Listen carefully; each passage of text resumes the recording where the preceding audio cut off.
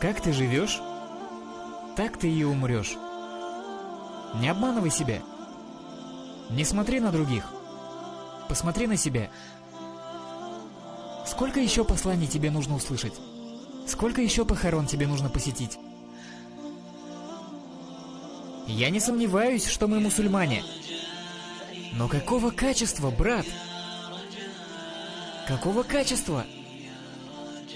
Сегодня твои дети немного заболели?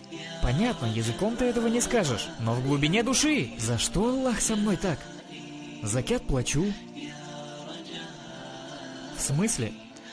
В смысле, ты платишь закят, и что, Аллах тебе что-то должен? Нет, брат, просто альхамдулиллях, я молюсь. Подаю милостыню, а этот парень не молится. И его дети в порядке. За что Аллах так?